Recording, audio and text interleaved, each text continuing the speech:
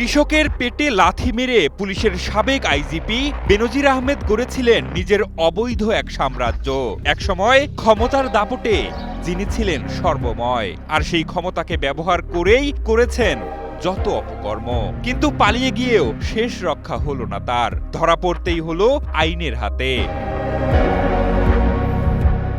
বেনজিরের আটকের সংবাদটি শোনার পরই মুখ খুলতে শুরু করেছেন বেনজির আহমেদের থাবার শিকার অসংখ্য খেটে খাওয়া কৃষক পরিবার, যা শুনে চোখ কপালে উঠবে যে কারোর।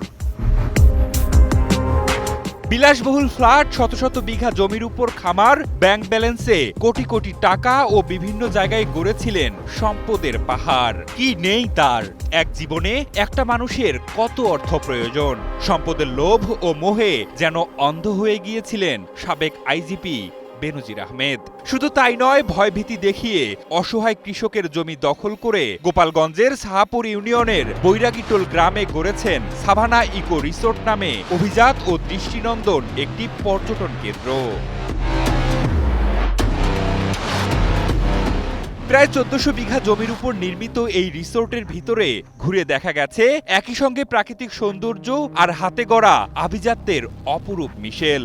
বিশাল আকৃতির পুকুর, চারপাশে গার্ডওয়াল, দৃষ্টিনন্দন ঘাট, ডুপ্লেক্স কটেজ, পানির ঝর্ণা ও আলোর ঝলকানি, যেখানে এক রাত থাকতে গেলে গুনতে হয় অন্তত ১৫,০০০ টাকা। আর এই চাকচিক্যময় এই জগৎটি গড়তে বেনজির আহমেদ এলাকার কৃষকদের উপর চালিয়েছেন নৃশংসতা। ভুক্তভোগী কৃষকদের অভিযোগ, ভয়ভীতি দেখিয়ে জমির বায়না দিয়েও ভোগ দখলে নেওয়া হয়েছিল বিঘার পর বিঘা জমি।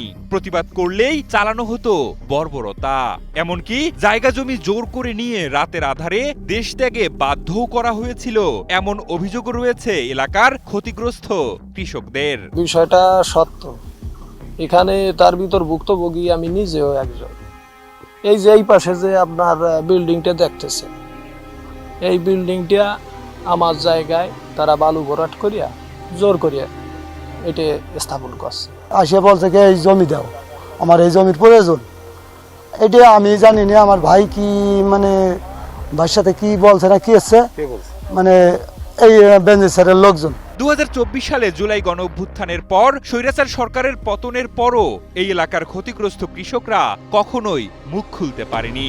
যদিও বেনজির আহমেদ আইজিপি নন, ক্ষমতাও নেই, তারপরও সংখ্যালঘু সম্প্রদায়ের লোকজন জড়সড় হয়েছিলেন। কখন না বেনজিরের প্রেতাত্মারা এসে এসব অসহায় দরিদ্র কৃষকের উপর নির্যাতন চালায়। কিন্তু ১৪ জন বেনজির আহমেদ দুবাই পুলিশের হাতে ধরা পড়ার খবরে মুখ খুলতে শুরু করেছেন কৃষকরা। ওই যে বেনজির স্যারের যে ব্যক্তি, মানে নাম হলো তৈমুর, উনি ড্রোন ক্যামেরা ছাড়ছে। ড্রোন ক্যামেরা ছাড়ার পর যেতে মাত্র ওনার ছবি গেছে। আমরা তো ভাবছি যে ওটা কি, এটা খেলার জিনিস। পরে শুনে যে না, ড্রোন ক্যামেরা যেতে মাত্র ছবি গেছে, ওইতে মাত্র সারের দরকার। এই হচ্ছে ওই ছবি, ওইটা ছবি হয়েছে, ম্যাপ হয়েছে, ম্যাপতে মাত্র সারের দিতে হবে। আরও বাপ কাকারা, ঠাকুর দাদারা যখন জমি বিক্রি করে দিচ্ছে, তো আমরাও জমি বিক্রি করে দাও, আমাদের ওগুলো দিয়ে দরকার নাই। এরপরে সব বিক্রি করে দিছে, তো যার ন্যায্য মূল্য আমরা এখনো পাই নাই। বর্তমান সরকারের কাছে ক্ষতিগ্রস্ত এই কৃষকদের দাবি, তারা যেন তাদের ন্যায্য অধিকার ফিরে পায়, তাদের জমিগুলো যেন ফেরত দেয়া হয়।